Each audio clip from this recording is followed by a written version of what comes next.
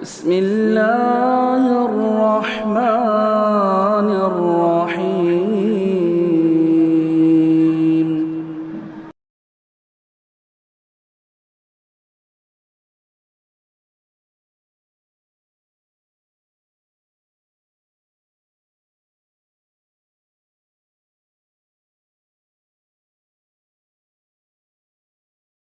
الحمدللہ رب العالمین والصلاة والسلام علی سید المرسلین وعلی آلہ وصحبہ اجمعین ومن تبعہم بإحسان الی یوم الدین.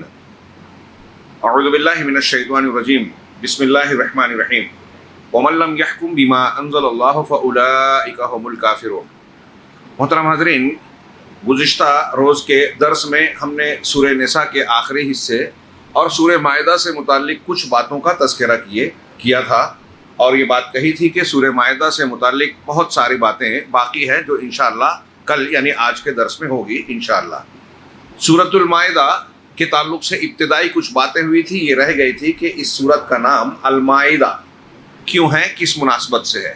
وہ آج آپ نے قیام اللیل میں قرآن کی آیتیں پڑھی کہ اللہ کے رسول حضرت عیسیٰ علیہ السلام سے ان کے حواریوں نے جب یہ کہا هل یستطیع ربک ان ینزل من السماء مائدۃ، کیا تمہارا رب اللہ تبارک و تعالیٰ پروردگار یہ کر سکتا ہے کہ آسمان سے ایک مائدہ نازل کر دے.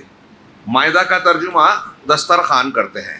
ہمارے شیخ صلاح نے بھی احسن البیان کے حاشیے میں ذکر کیا کہ حقیقت میں اس کا معنی ایسا برتن، بڑا برتن یا سینی تھالی ہوتا ہے جس میں کھانے پڑوسے جائے. چنانچہ اسی لیے دسترخوان پر بھی کھانا چنا جاتا ہے، تو اس اعتبار سے اس کا ترجمہ دسترخوان کیا جاتا ہے.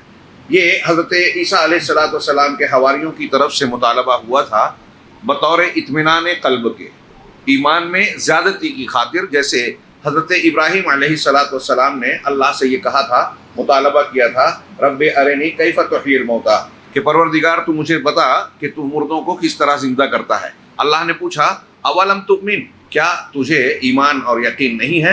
تو حضرت ابراہیم علیہ السلام نے جواباً فرمایا کہ بلا ولکن لیطمئن قلبی، ہاں کیوں نہیں، ایمان تو ہے لیکن اطمینان قلب کے لیے.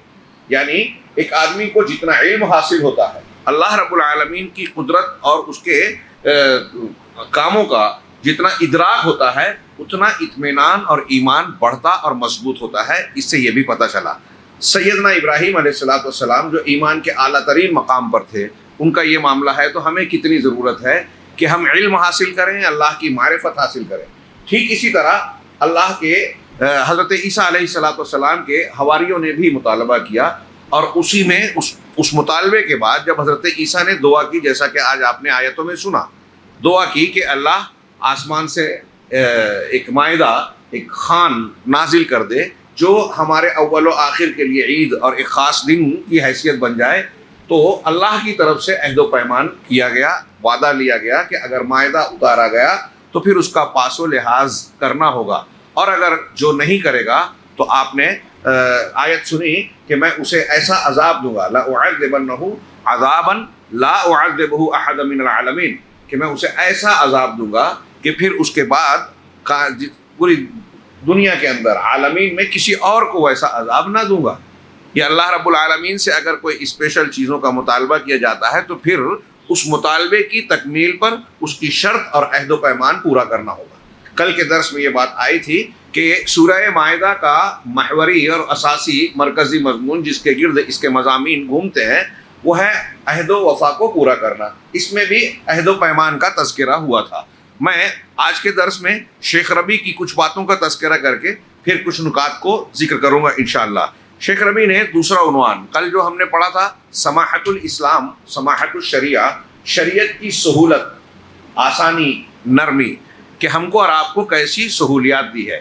اس سلسلے میں یہ بتایا تھا کہ کھانے پینے کی جن چیزوں کو حرام کیا اس میں موقع سے کچھ استثناء بھی کیا کہ اگر آپ کی ضرورت ہے تو اللہ تبارک و تعالیٰ نے احکامات میں تخفیف کی کہ جو حرام ہے جان بچانے کے لیے بقدر ضرورت اسے کھایا جا سکتا ہے. ایسے ہی وضو اور غسل کے سلسلے میں شدت ہو، تنگی ہو تو آپ تیمم کر سکتے ہیں، جو ہر جگہ مٹی کی شکل میں انسان کو میسر ہوتی ہے. اسی طریقے سے شریعت اسلامیہ میں یہ ایک قاعدہ ہے، شیخ عبد الرحمن بن ناصر السعدی نے اس پر خاص بحث کی. روزے اور اس کے احکامات کو سورہ بقرہ میں جہاں اللہ تبارک و تعالیٰ نے بیان کیا وہاں بھی کہا. جیسے یہاں کہا تھا ما یرید اللہ لیجعل علیکم من حرج، جو کل ہم نے پڑھا کہ اللہ تمہارے اوپر کوئی حرج اور تنگی نہیں کرنا چاہتا. ایسے ہی روزے کے احکامات کے ضمن میں کہا تھا کہ یرید اللہ بکم الیسر ولا یرید بکم العسر، اللہ تم سے آسانی چاہتا ہے، مشکل نہیں چاہتا. یہ اللہ رب العالمین کا احسان و کرم ہے کہ آپ دیکھیے کہ اول تو جن چیزوں کا حکم ہمیں اور آپ کو دیا گیا ہے اس میں خود اللہ تبارک و تعالیٰ نے استطاعت کا، انسانی طاقت کا بھرپور لحاظ رکھا. اور پھر اگر اس معاملے میں بھی ہمیں کوئی عذر پیش آ جائے تو مزید چھوٹ دی جاتی ہے.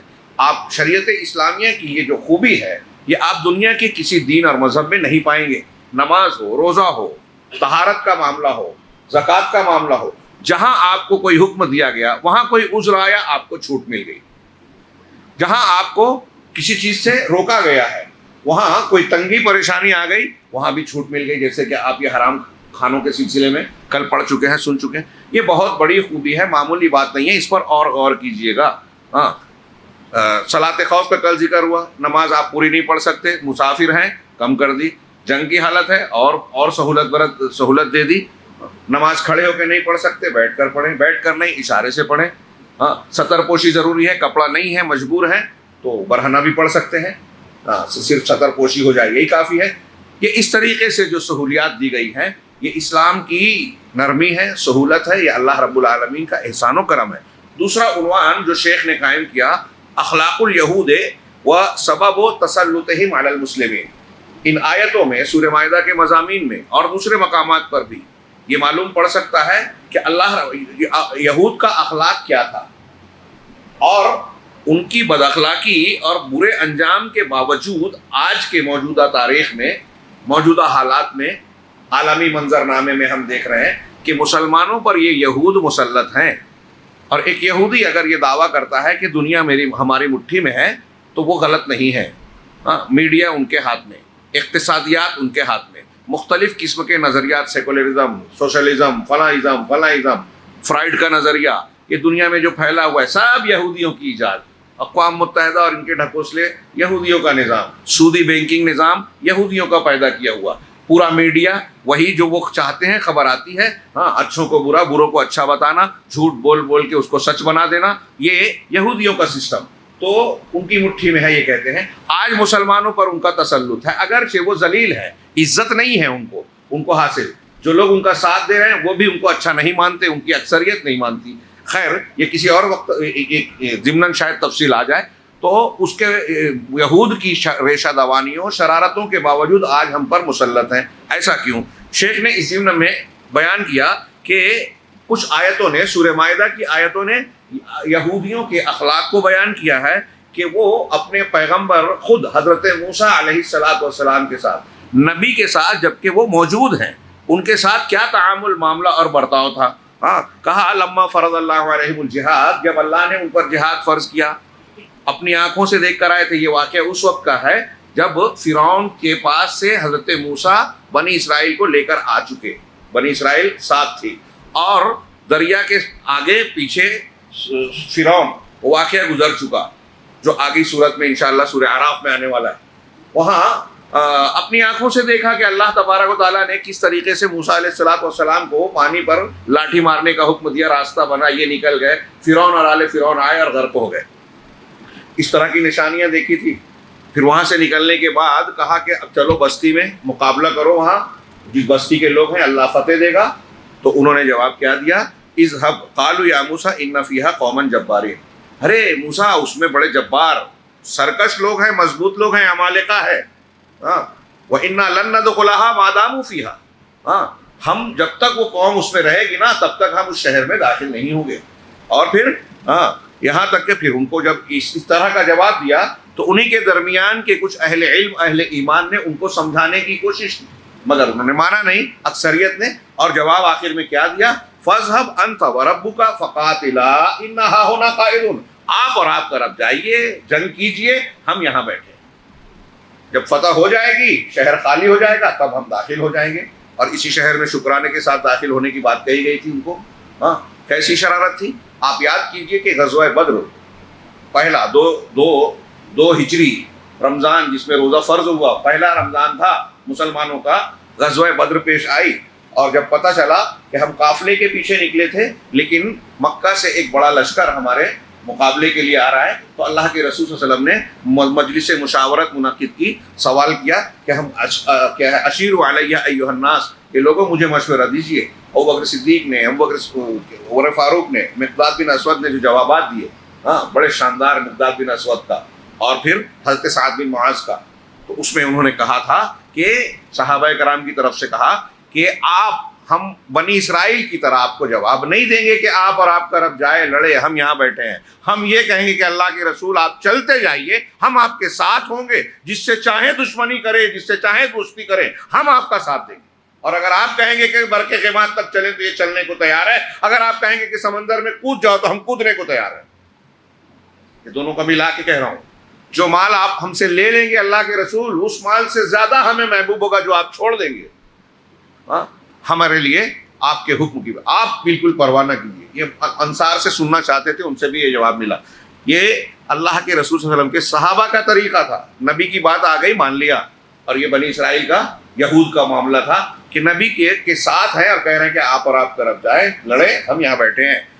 وکم آدو، شیخ نے کہا کہ انہوں نے حضرت موسیٰ علیہ السلام کو کتنی اذیتیں دی، نفسیاتی، ذہنی، جب چاہا کچھ الزام لگا دیا، جب چاہا کوئی مطالبہ کر دیا، جب چاہا مخالفت کی، اور ان کی زندگی میں ہی ان کی مخالفتیں کی۔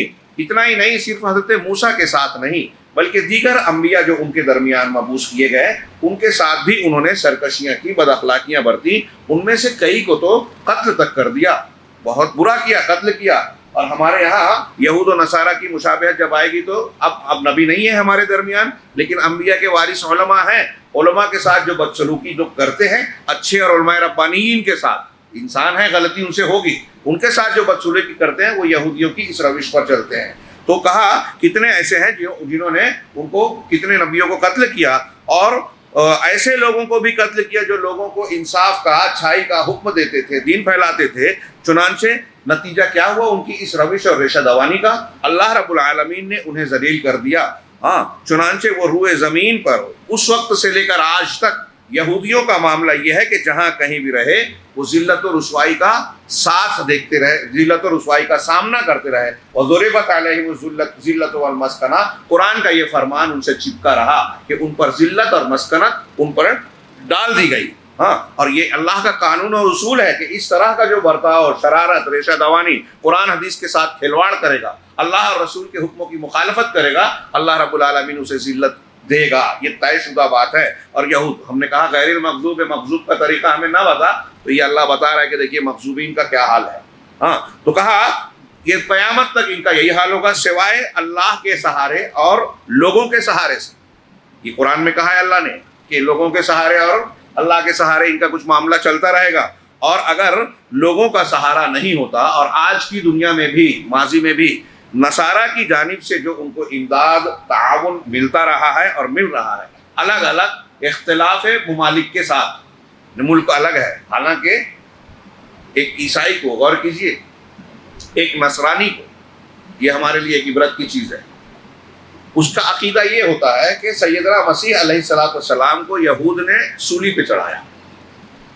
ہم مانتے ہیں کہ سولی پہ چڑھانے میں کامیاب نہیں ہوئے، مشابہت میں دوسرے کو چڑھایا اور اللہ نے ان کو آسمان پر اٹھا لیا۔ لیکن نصارہ تو یہ مانتے ہیں کہ سولی پر چڑھا دیے گئے۔ کس نے چڑھایا؟ یہود نے۔ اس اعتبار سے غور کیجئے کہ نصرانیوں کو کیا یہودیوں سے دوستی کرنی چاہیے کہ نفرت ہونی چاہیے؟ لیکن پوپ پال نے، ویٹیکن سٹی کے جو ان کا کیتھولک چرچ کا جو ہیڈ ہوتا ہے، ان کے فرقے ہیں کیتھولک، ان کا سب سے شدت پسند، اس کا سینٹر ویٹیکن سٹی جو روم میں ہے، اس کو الگ ملک مانا جاتا ہے، سب سے چھوٹا، اور اس کا سربراہ اعلیٰ پوپ کو مانا جاتا ہے۔ یہ پوپ وہی پولیس سے پوپ بنا ہے، وہ سینٹ پال سے۔ تو یہ پوپ جو ہوتا ہے، اس نے اعلان کیا ماضی میں کہ بھائی ہمیں یہود اور یہودیوں سے مصالحت کر لینا چاہیے، اور یہ گناہ معاف کر دینا چاہیے ان کو، خاص طور سے اس تناظر میں کہ ہمارے سامنے اسلام اور مسلمانوں کا چیلنج موجود ہے۔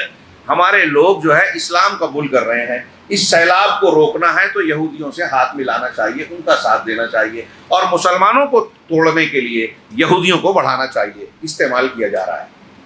یورپ میں یہ لوگ حیران کر کے رکھے تھے اپنے یورپ سے مختلف علاقوں سے نکال کے عربوں کے بیچ میں ایک زمین چھینی گئی، غصب کی برطانیہ نے وعدے کے مطابق، اور پھر اس کا ناپاک وجود 1948 میں اسرائیل کی شکل میں آیا، اور تب سے ان کو مدد مل رہی ہے۔ چنانچہ الگ الگ ملک نصارہ کے یہ ان کی مدد کر رہے ہیں۔ ہاں، لما قامت لہم دولت، لما کیا ہے، ان کی اپنی کوئی حکومت خود سے قائم نہیں رہی، اور نہ ہی ان کو اس کی طاقت حاصل ہوئی کہ وہ سیدھے راستے سے دنیا میں کسی قسم کی قیادت کر سکیں۔ ہاں، چنانچہ وہ عربوں کے سامنے جم گئے، عربوں کے سامنے جم گئے، اور نصارہ نے ان کو استعمال کیا، ایک حکومت ان کی بنا دی، اور ان کو قوت دیتے رہتے ہیں، اور وہ بڑی محنت کرتے ہیں۔ آج ان کو کسی حد تک قوت ضرور ملی ہے، عزت نہیں ملی ہے۔ مسلمان تو مسلمان، نصارہ بھی ان کی عزت نہیں کرتے۔ چنانچہ جب مسلمان اپنے دین سے پھر گئے تو اللہ تبارک و تعالیٰ نے معاف کیجئے یہ کہا کہ یہ وہ لوگ جن کو آج اللہ رب العالمین نے ذلت دی، اور آپ ان کی پوری تاریخ پڑھ لیجئے۔ اسرائیل کے قائم ہونے سے پہلے بھی یورپ میں ان کو بہت ہی پریشانی کی، کئی ملکوں سے ان کو الٹیمیٹم دیا گیا کہ 48 گھنٹے میں ملک خالی کر دے۔ یورپ کے ملکوں میں کئی جگہوں پر ان کی شرارتیں تھیں، یہ خود اتنا پریشان کرتے تھے کہ حکومتیں ان سے، عیسائی حکومتیں حیران تھیں۔ پھر آخر میں یہ جو میں نے ذکر کیا، اسرائیل کا وجود ہوا۔ اللہ رب العالمین نے ان کو جب انہوں نے اپنے دین سے انحراف کیا، اس وقت سے مسلسل ذلت و خواری ان پر ڈالے رکھی، ان پر ذلت، ضربت علیہم الذلۃ والمسکنہ، یہ قیامت تک کے لیے چسپاں ہو گیا۔ لیکن اس کے باوجود اتنی ساری باتیں جو ہم پڑھ رہے ہیں، سن رہے ہیں، قرآن کی تعلیمات ہیں، یہ مغضوب علیہم کا طریقہ، جب مغضوب علیہم کی روش پر، ضالین کی روش پر مسلمان بھی چل پڑے تو قاعدہ یہاں الگ نہیں ہے۔ اللہ کے رسول صلی اللہ علیہ وسلم نے کہا تھا نا کہ تم اپنے سے پہلوں کے نقش قدم پر چلو گے، بالکل ہو بہو جو گناہ اور برائیاں قرآن حدیث میں دیکھیے ہم جو پڑھتے ہیں کہ ان کے یہاں پائی گئی، آج مسلمانوں میں کسی نہ کسی شکل میں پائی جاتی ہے۔ ابھی میں شاید بھول جاؤں بعد میں، آخر میں سورہ مائدہ کے آیت آپ نے سنی، اللہ تبارک و تعالیٰ قیامت کے دن حضرت عیسیٰ سے پوچھے گا اَأَنْتَ قُلْتَ لِلنَّاسِ اتَّخِذُونِي وَأُمِّي إِلَٰهَيْنِ مِن دُونِ اللَّهِ، کیا تم نے لوگوں سے یہ کہا تھا اے عیسیٰ مسیح، کیا تم نے یہ لوگوں سے کہا تھا کہ اللہ کو چھوڑ کر مجھے اور میری والدہ کو الہ بنا لینا؟ حضرت عیسیٰ فوراً اس کی معذرت کریں کہ ایسا کیسے ہو سکتا ہے؟ اگر میں نے کہا ہوتا وہ بھی تو جانتا، اور میں نے بات وہی کہی ہے جس کا تو نے حکم دیا ہے کہ میرا اور تمہارا پروردگار اللہ ہے، صرف اسی کی عبادت کرو۔ پڑھیے اب یہ تعلیم دیکھیے کہ عیسیٰ علیہ السلام نے خود کہا کہ توحید اختیار کرو، لیکن انہی کو لوگوں نے اللہ کا بیٹا بنا لیا، نعوذ باللہ، ہے نا۔ اب ایسے ہی ہمارے یہاں اسلامی تاریخ میں دیکھیے، نبی کریم صلی اللہ علیہ وسلم کی بنیادی تعلیم توحید ہے۔ آپ صحابہ کرام میں سے کوئی کہتا جو اللہ چاہے اور آپ چاہیں، آپ اسے بھی روک دیتے تھے۔ آپ خوب صاف کہتے تھے کہ میں اس بات کو پسند نہیں کرتا کہ میرے مقام اور مرتبے کو جو اللہ نے دیا ہے اس سے تم مجھے اونچا اٹھاؤ۔ آپ نے بار بار کہا کہ اللہ کی لعنت ہے یہود و نصارہ پر، انہوں نے اپنے انبیاء کی قبروں کو مسجد بنا لیا۔ میں تم کو اس سے منع کرتا ہوں، میری قبر کو مسجد نہیں بنانا، سجدہ گاہ، عبادت گاہ نہیں بنانا۔ اب ان ارشادات کو سامنے رکھیے، حضرت عیسیٰ نے توحید کی تعلیم دی تھی، انہی کو پوجا شروع کر دیا، اللہ بنا دیا، نعوذ باللہ۔ اللہ کے نبی صلی اللہ علیہ وسلم نے کہا تھا کہ میں اللہ کا بندہ ہوں، اس کا رسول ہوں، میں بھی اللہ سے مانگتا ہوں، لیکن ہمارے یہاں لوگوں نے بنا دیا کہ نہیں، یہ اللہ کے رسول جو ہے اللہ کے نور سے نکلے ہیں، نور مجسم ہیں، وہی جو مستوی عرشتہ خدا بن کر اتر پڑا ہے مدینہ میں مصطفیٰ بن کر، اللہ کا بیٹا کہنے سے آگے بڑھ گئے ایسا لگتا ہے، نعوذ باللہ من ذالک۔ اللہ کا جز بنا دیا، عالم الغیب بنا دیا، علام الغیوب بنا دیا، ہر جگہ حاضر ناظر، اللہ کی خصوصیات دے دی۔ اللہ رب العالمین اور نبی کریم صلی اللہ علیہ وسلم نے اپنی انبیاء کی قبروں کو مسجد بنانے کو لعنتی کام کہا۔ یہاں آپ اپنے شہر میں دیکھیے، دوسرے شہروں میں دیکھیے کہ مسجدوں پہ قبر، قبروں پہ مسجدیں، ایک عام بات ہے ہمارے ملک میں، اور نبی اور مسلمان بھی ہیں، قرآن حدیث کو بھی مان رہے ہیں، اور انہی شخصیات کو بڑا مان رہے ہیں جنہوں نے یہ تعلیم دی کہ یہ نہیں کرنا ہے، انہی کو پوجنے لگے۔ اور یہ پوری دنیا میں آپ اکثر جگہ پہ پائیں گے۔ مولانا آزاد نے لکھا کہ گوتم بدھ جو ہے اس کے بارے میں بدھسٹوں میں اختلاف ہے، اور یہ کہا جاتا ہے کہ وہ الہ کو مانتا ہی نہیں تھا۔ کچھ لوگوں نے کہا پہلے نہیں مانتے تھے، مذاق اڑاتا تھا، جو گوتم بدھ مانتے نہیں تھے پہلے ان کا مذاق اڑاتے تھے جو الہ کو، معبود کو مانتے ہیں، لیکن بعد میں ماننے لگے۔ مولانا آزاد کہتے ہیں کہ میں سمجھتا ہوں کہ وہاں صفات کی بات تھی، کہ صفات کا انکار تھا، لیکن ضمناً وہ کہتے ہیں کہ گوتم بدھ کی تعلیمات میں یہ ملے گا کہ وہ بت پرستی اور کسی بت کی پوجا کرنے کے سخت خلاف تھے، لیکن ان کے مرنے کے بعد دنیا میں سب سے زیادہ کسی کی مورتی اگر بنائی گئی، مجسمہ بنایا گیا، تو گوتم بدھ ہے۔ حضرت عیسیٰ نے کہا توحید اختیار کرو، ان کو اللہ کا بیٹا بنا دیا۔ نبی کریم صلی اللہ علیہ وسلم جو حضرت عیسیٰ کے ساتھ عیسائیوں نے کیا، علماء احبار رہبان کی تقلید کر کے یہود نے کیا، عزیر کو اللہ کا بیٹا، وہ ساری چیزیں آج مسلمانوں میں پائی جا رہی ہیں کسی نہ کسی شکل میں۔ رونگٹے کھڑے کر دینے اور ہوشیار ہونے کی ضرورت ہے۔ یہ قرآن جو ہم سنتے ہیں اس کو سمجھنے کی بھی، تدبر کرنے کی بھی ضرورت ہے، ورنہ یہی ہوگا کہ تراویح میں لوگ قرآن سن رہے ہیں لیکن وہاں مسجد سے نکلنے کے بعد اسی قرآن کی مخالفت کر رہے ہیں۔ ہاں، اذان میں لا الہ الا اللہ کی گواہی کو دہراتے ہیں، جھنڈے پہ لا الہ الا اللہ لکھتے ہیں، اور نیچے اسی جھنڈے کے نیچے جو ہے قبر کو سجدہ کرتے ہیں، لا الہ الا اللہ کا مذاق اڑاتے ہیں، اس کا رد کرتے ہیں۔ ہاں، تو یہاں بھی مجھے بات یاد آئی کہ یہی روش آج مسلمانوں نے اختیار، شیخ نے اسی کی طرف اشارہ کیا کہ جب مسلمانوں نے بھی اپنے دین سے انحراف کیا، اپنے عقیدے سے ہٹ گئے، ہاں، اللہ کے احکام اور تشریعات سے منہ موڑنے لگے، روگردانی کرنے لگے، اور اللہ کی عبادت سے پھر گئے، تو اللہ تبارک اللہ کی عبادت سے پھر گئے۔ ہم عبادت کر رہے ہیں لیکن جو شرک کر رہا ہے نا، تو وہ عبادت کر کے بھی اللہ کی عبادت نہیں کر رہا ہے۔ ہاں، تو اللہ رب العالمین نے اس صورتحال کی بنیاد پر مسلمانوں پر ذلت ڈال دی، جو اس وقت تک نہیں نکلے گی جب تک ہم دین کی طرف نہ لوٹیں گے۔ ہاں، چنانچہ نبی کریم صلی اللہ علیہ وسلم نے یہ بھی بتا دیا، یہ بتایا تھا کہ یہ صورتحال آئے گی۔ آپ نے فرمایا، صحیح حدیث ہے مسند احمد وغیرہ میں، اذا تبایعتم بالعینہ، جب تم عینہ کی بے کرنے لگو گے، لین دین سودا۔ یہ عینہ کی بے، عینہ کا میں ایک لفظ میں ترجمہ کروں تو شاید واضح نہ ہو، یہ ایک ہیلے اور بہانے کی لین دین کی بے ہوتی ہے، سودا ہوتا ہے۔ اس کو یوں کہیے، میں ایک مثال دوں کہ مجھے پیسے کی ضرورت ہے، میں آپ کے پاس آیا اور کہتا ہوں کہ 1,00,000 روپیہ مجھے قرض دیجیے۔ آپ کہیں گے کہ میں نے کہا 6 مہینے میں، سال بھر میں لوٹا دوں گا، تو آپ کہیں گے کہ میں اتنی مدت کے لیے تمہیں 1,00,000 دوں تو میرا کیا فائدہ، میں یہی بینک میں رکھوں تو بڑھ کے ملے گا سود کی شکل میں۔ اب ہمارے یہاں لوگ اجر و ثواب کو جائز والا سود جو اللہ دینے والا ہے اس کو تو مانتے ہی نہیں ہے۔ آپ کسی کو نیک مقصد سے، اچھے مقصد سے قرض دیتے ہیں نا، تو ہر روز اتنی رقم دے، صدقہ کرنے کا ثواب ملتا ہے، اور مدت پوری ہونے کے بعد چھوٹ دیتے ہیں تو اس کو ڈبل ثواب ملتا ہے۔ یہ اصلی سود ہے جو جائز ہے اللہ کے اجر کی شکل میں۔ تو بہرحال وہ کہتا ہے کہ میں اگر 1,00,000 دوں، 6 مہینہ، 1 سال، اور پھر گارنٹی نہیں ہے تم دے پاؤ گے کہ نہیں دے پاؤ گے، تو کیوں دوں؟ تو پھر کیا کروں؟ ٹھیک ہے، آپ کا فائدہ کیسے ہوگا؟ تو کہتے ہیں کہ اب میں پیسہ دے کے 1,00,000 دے کے 1,10,000 لوں گا تو یہ سود ہو جائے گا، تو اب اس کو جائز بنایا جائے، یہ حرام ہے، تو جائز کیسے ہوگا؟ تو کہا فلاں آدمی کی دکان پر چلیں، ہاں بھائی فلاں سامان 1,00,000 کا ہے، آپ مجھے دیجئے، یہ 1,00,000 پکڑیے، اور میں اس چیز کو لے کے سامان کو بولتا ہوں کہ یہ میں نے آپ کو 1,10,000 کا دے دیا، چاہیے اسے پیسہ قرضہ، سامان لے کے میں اس کو 1,00,000 کا سامان لے کے 1,10,000 میں دے رہا ہوں، 6 مہینے بعد 1,10 دینا۔ اب وہ آدمی لے تو لیتا ہے لیکن اس کو سامان کی ضرورت تو تھی نہیں، پیسہ چاہیے تھا۔ وہ دکاندار کو بولتا ہے کہ صاحب آپ نے 1,00,000 میں بیچا تھا نا، یہ 1,00,000 میں واپس لے لیجیے۔ کبھی کبھی دکاندار بھی بولتا ہے کہ یہ تم لوگوں نے ڈرامہ کیا، میرا کیا فائدہ، کہا چل 95 ہی دے دے، تو بھی 5 لے لے، وہ بھی سود کھاتا ہے۔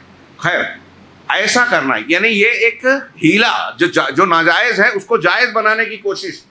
ہر اسٹاک ایکسچینج میں میں اگر کہوں کہ اسٹاک ایکسچینج میں جو کیا بولتے ہیں شیئر کی بروکنگ اور وہ خرید و فروخت ہوتی ہے، وہ یہی ہے، بیچ میں کاغذ ہے، کوئی بزنس۔ ہم جب بحث کرتے ہیں مشارکت کی بات کرتے ہیں، ہمارے یہاں نئی وہ گروپس آتے ہیں، ہاں، اقتصادیات والی، فلاں گروپ اور فلاں گروپ لوگوں کو، مسلمانوں کا پیسہ ہٹتے ہیں، لوگ بیوقوف بنتے ہیں۔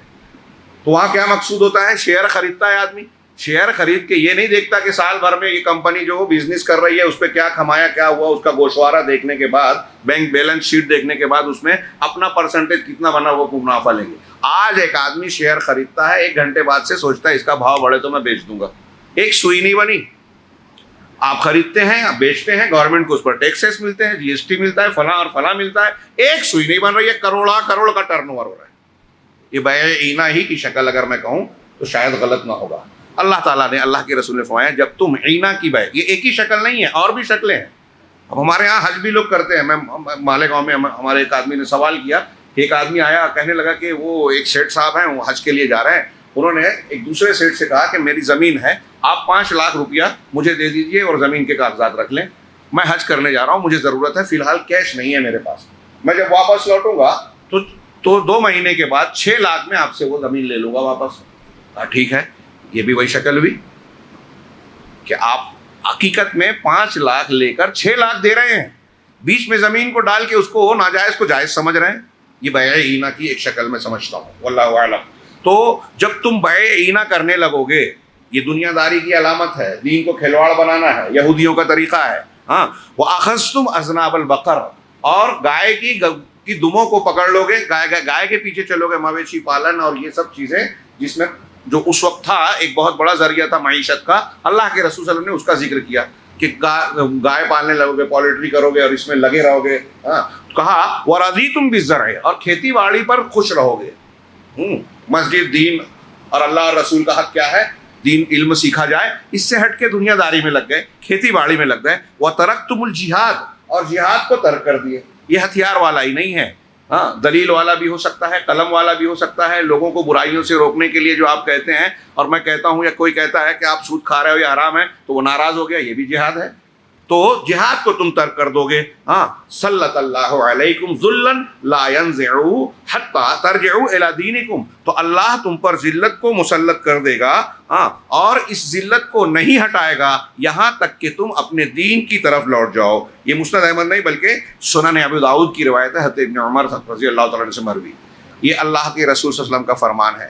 اب مسلمانوں نے کیا کیا ہے, ہمارے ہاں لوگ سوال کرتے ہیں, ہمیں رونا آتا ہے, فلسطین کے حالات کیا ہیں, وہ ہمیں بہت کھلے طور سے تباہی کی شکل میں دکھ رہے ہیں. حقیقت میں دنیا کے عالم اسلام میں بلکہ پوری دنیا میں دیکھیں, مسلمانوں کے مجموعی حالات ہر جگہ ایسے ہی ہیں جو رلا دیویں, پریشان کن ہیں, ذلت و خواری والے ہیں. جو چاہتا ہے ان کو استعمال کرتا ہے, دوسری طاقتیں ان کو جب چاہتے ہیں جان مال عزت آبرو اور ان کی عبادت گاہوں اور مقدسات سے کھیلتے ہیں. یہ کیوں ہیں؟ یہ اللہ کے رسول کی حدیث جو ابھی ہم نے سنی, اور یہود کے اخلاق اور ان کے اعمال کے نتیجے میں جو انجام ہوا وہ دیکھ لیجئے کہ ہمارے یہاں وہی سب کچھ ہے اور ہم بھی اسی انجام سے دوچار ہیں. لہذا شیخ نے کہا کہ اللہ واللہ لا رافع لحظ, شیخ دکتور ربی کا یہ جملہ دیکھیں کہ اللہ کی قسم اس ذلت کو کوئی ہٹا نہیں سکتا اس امت سے جس میں کہ آج ہم جی رہے ہیں. یہود, نصارہ اور بت پرستوں کے تسلط کے تحت, ہاں, ان کی مختلف قسمیں ہمارے اوپر جو ہے حکومتیں کر رہی ہیں, ہم کو ذلیل خوار بنا رہی ہیں. ہاں, یہ سارے دنیا کے عالم میں, یہاں تک کہ ان ملکوں میں بھی جس میں خود مسلمانوں کا اپنا گھر ہے, ان میں بھی مسلمانوں کی زندگی ذلیل لوگوں کی زندگی جیسی ہے. اتنی بڑی حکومتیں ہیں, سب کچھ ہیں, یہاں بیٹھ کے ہم لوگ تبصرے کرتے ہیں نا, ارے فلسطین میں ہی ہو رہا ہے, کیا کر رہا ہے سعودی عرب, اور صرف وہی ایک مجرم مانا جاتا ہے. سب مجرم ہیں. آپ جب حالات اور کھنگالیں گے تو آپ کو کئی ممالک جن کی آپ تائید کرتے ہیں نا, یہ جو ہمارے یہاں تحریکی حضرات, وہ پتہ چلے گا کہ وہ یہود و نصارہ کا ساتھ دے رہے ہیں. سعودی عرب اور یہ لوگ کچھ کرنا چاہتے ہیں تو ان کے خلاف پہلے یہ کھڑے ہوتے ہیں, اندر سے کھوکھلا کرنے کی کوشش کرتے ہیں. میں نے ابھی ذکر کیا تھا, وہ بات آئے گی کہ اسی سورہ میں غیر اہل کتاب کی عورتوں سے شادی کرنے کی اجازت دی گئی ہے. اب شادی کی اجازت دی گئی ہے تو یہ کیسے ہوگا, کیوں دی گئی ہے, اس کی حکمتیں کیا ہے؟ اہل کتاب کی لڑکی اگر وہ یہودی ہے تو حضرت موسیٰ تک کو, انبیاء کو اور کتابوں کو مان رہی ہے, عیسائی ہے تو حضرت عیسیٰ تک اور انجیل کو بھی مان رہی ہے, اس کو دین سکھانا, قرآن پر لانا, نبی کریم صلی اللہ علیہ وسلم کی نبوت کو منوانا زیادہ آسان ہے. تو وہ آئے گی تو زیادہ امید ہے, اسی لیے یہ راستہ کھولا گیا ہے. لیکن ہمارے ہاں آپ نے خود دین کو سیکھا نہیں, عقیدے منہج پر محنت نہیں کی, اپنے دین کی غیرت کو مٹا دیا اور پھر ایک کتابیہ کو لا رہے ہیں, اور وہ کتابیہ ایک خاص مقصد اور منظم انداز میں ٹرینڈ کر کے آپ کے حرم میں بھیجی جا رہی ہے, اور وہ بھی بادشاہ اور بڑے لوگوں کے گھر میں, تاکہ وہاں گھس کر یہ اپنا کام کرے اور یہاں کی خبریں پہنچائے اور سارے جو ان کی ضروریات ہے طریقہ کار اختیار کریں. یہ آپ کو عالم اسلام میں نظر آئے گا. آپ اگر غور کریں, اردن, شام, نیروبی, کیا نام, برونئی اور دوسرے ممالک میں جو وہ کروڑہ پتی, ارب پتی جو عرب حکمراں ہیں, اکثر کی حرم میں آپ کو کوئی عیسائی, کوئی یہودی لیڈی ضرور ملے گی, سوائے سعودی عرب کے, شاید ہی ملے وہاں. سعودی عرب کا آدمی تو پیرس کی کسی گلی سے گزر جائے تو وہ اسلام خطرے میں آ جاتا ہے. یہ لوگ وہاں جا کے وہاں سے لڑکیاں لے آئے اور نہ جانے کیا کیا کریں، بات نہیں ہوتی. تو اس کے بھی اپنے آداب ہیں، اصول ضابطے ہیں، اس کا لحاظ رکھنا ضروری ہے. اور بنیادی طور سے یہ کب ہوگا؟ جب ہم دینی غیرت زندہ رکھیں گے. دینی غیرت کب زندہ رہے گی؟ جب عقیدہ توحید اور عقیدے پر محنت ہوگی، جس کو ہم نے غیر ضروری سمجھ رکھا ہے. تو شیخ نے کہا کہ یہ ساری جو مسلمان پورے عالم میں بلکہ اپنے گھروں میں جو ذلت کی زندگی گزار رہے ہیں، اللہ کی پناہ، یہ اسی وقت ختم ہوگی جب اس کا سیدھا سیدھا ایک ہی راستہ ہے کہ اللہ کے دین حق کی طرف لوٹیں. صرف دین نہیں، دین حق. بہت سے لوگ دین کا کام کر رہے ہیں لیکن وہ دین نہیں ہے، دین نما ہے. وہ اسلام کا صحیح ایڈیشن نہیں ہے، اسلام کا غلط ایڈیشن ہے، توحید والا نہیں ہے، دین کا مظاہرہ ہے. توحید اور اللہ کے نبی اور صحابہ کرام کے منہج والا دین نہیں ہے. لہٰذا دین حق کی طرف لوٹیں. عقیدے میں بھی، اخلاق میں بھی، عبادات میں بھی، معاملات میں بھی، سیاست میں بھی، اور زندگی کے سارے معاملات میں قرآن و حدیث کی صحیح تعلیم کو جب اختیار کریں گے تو یہ گارنٹی ہے، یقین کے ساتھ کہا جاتا ہے کہ مسلمانوں کی ذلت دور ہوگی اور دنیا میں مادی اور ظاہری طور پر کوئی کتنا بھی پاورفل ہو مسلمانوں کو ذلیل نہیں کر پائے گا. اللہ کی حفاظت ملے گی. یہ شیخ کا مضمون یہاں ختم ہوا. دوسرا عنوان جو انہوں نے آخری عنوان قائم کیا کہ تحکیم الشریعہ و بیان المعنی الصحیح للحاکمیہ، یہ عنوان ہے کہ شریعت کو حکم بنانا، فیصلہ کرنے والا، اس کو حاکم ماننا، اور اس بات کا بیان کہ حاکمیت الہی کا صحیح معنی کیا ہے. شیخ کہتے ہیں، ان کی بات کو میں نقل کر رہا ہوں، کہ اس سورے میں اللہ رب العالمین نے یہ بیان کیا کہ وَمَن لَّمْ يَحْكُم بِمَا أَنزَلَ اللَّهُ فَأُولَٰئِكَ هُمُ الْكَافِرُونَ. جو اللہ کے نازل کیے ہوئے حکم کے مطابق فیصلہ نہ کرے تو یہی لوگ کافر ہیں. اس کے 2-3 آیتوں کے بعد اسی سیاق و سباق میں آگے کہا کہ وَمَن لَّمْ يَحْكُم بِمَا أَنزَلَ اللَّهُ فَأُولَٰئِكَ هُمُ الظَّالِمُونَ. جو اللہ کے نازل شدہ احکام کے مطابق فیصلہ نہیں کرے گا، دین کو اپنی زندگی میں نافذ نہیں کرے گا، تو یہی لوگ ظالم ہیں. اور پھر ایسا ہی جملہ کہا گیا کہ جو ایسا نہیں کرے گا یہی لوگ فَأُولَٰئِكَ هُمُ الْفَاسِقُونَ، تو یہی لوگ فاسق ہیں. وَهَذَا أَمْرٌ خَطِيرٌ. شیخ کہہ رہے ہیں کہ یہ بہت ہی سنگین اور نازک معاملہ ہے. وہ کیا کہ اللہ کی کتاب، اللہ کے حکم سے اور اس کی شریعت کو حاکم بنانے سے آدمی اعراض کرے اور انسانوں اور جنوں کی بنائی ہوئی شریعت، ان کے دستور اور قوانین کو حکم بنائے. اللہ کے دین کو چھوڑ کے ہم دوسروں کے قوانین کو اختیار کریں، یہ چھوٹا موٹا معاملہ نہیں ہے، بہت بڑی جرت ہے. اور یہ شیخ نے کہا کہ اور یہ بات افسوس کے ساتھ کہنا پڑتی ہے کہ تقریباً تمام مسلم ممالک میں، مسلم ملکوں میں آپ کو نظر آئے گی مما ادا الی ظہور فتن و سفک دماء، جس کا نتیجہ یہ ہے کہ مسلم ملکوں میں بھی فتنوں کی یلغار ہے اور خوریزیاں ہیں، فتنہ و فساد عام ہے. آج میرے علم کے مطابق ایک آدھ ملک اور بھی اس طرح اعلان کر رہے ہیں، لیکن باقاعدہ طور پر قرآن و حدیث کو دستور کہنے والا ملک پورے روئے زمین پر صرف اور صرف سعودی عرب ہے. اور وہاں حیرت کی بات، لوگ اتنی برائیاں کرتے ہیں، لیکن غور کیجئے، کوئی میں بیجا تائید نہیں کر رہا ہوں، وہاں جو غلط ہے، تھیٹر کھلنا، یہ کرنا وہ کرنا، وہ غلط ہے، اس کو ہم غلط کو غلط کہیں گے. لیکن عقیدہ، منہج اور دین کا غلبہ آج بھی ہے. جو خوبیاں وہاں ہیں کسی دوسرے مسلم ملک میں نہیں ملے گی. قرآن و حدیث کو وہاں دستور کہا جاتا ہے اور اس پر اس کی سزائیں، اس کے بہت سارے احکامات وہاں نافذ ہیں. میں یہ کہہ رہا تھا کہ سب سے اہم بات کہ وہاں آپ کو مسلمانوں میں شرک کے مظاہر، بدعت و خرافات کی چیزیں نظر نہیں آئیں گی. جو کریں گے چھپ چھپا کر کریں گے، ڈر کر کرتے ہیں، سامنے آ جاتے ہیں تو اس پر گرفت ہوتی ہے، روکا جاتا ہے. حجاج حج کے دوران اگر کچھ کرتے ہیں تو انہیں سمجھاتے ہیں، کیونکہ یہ ایک مخصوص معاملہ ہوتا ہے، وہاں کے شہری نہیں ہوتے. بدعت کر رہے ہیں تو ان کو کہتے ہیں یا حاجی ہذہ بدعہ، روکنے کی کوشش تو کی جاتی ہے. واحد ملک ہے یہ. باقی کہیں بھی آپ دیکھیں گے جن کو لوگ امیر المومنین اور مسلمین بنا کر پیش کرتے ہیں، طیب اردگان، فلاں ڈیما، آپ ان کے ملکوں میں شرک کے واضح نشانات پائیں گے. قبر پرستی، تصوف، سب سے بڑا سینٹر ہے وہ کیا نام ہے اس کا، ترکی کا ایک شہر ہے صوفیوں کا، کیا لستمپوخ، جی لستمپوخ سینٹر ہے. اور اس کی وہاں آبیاری ہوتی ہے اور لوگوں کو پتہ نہیں ہے. جو ان کا ملک ہے جس کو امیر المومنین کہہ رہے ہیں، اس کا یہودیوں سے، فرانسیسیوں سے پیکٹ ہے. شام میں ہم کچھ بھی کر لیں آپ دخل اندازی نہیں کریں گے، وعدہ لے رکھا ہے. یہ چیزیں سامنے ایسی کئی چیزیں آ چکی ہیں.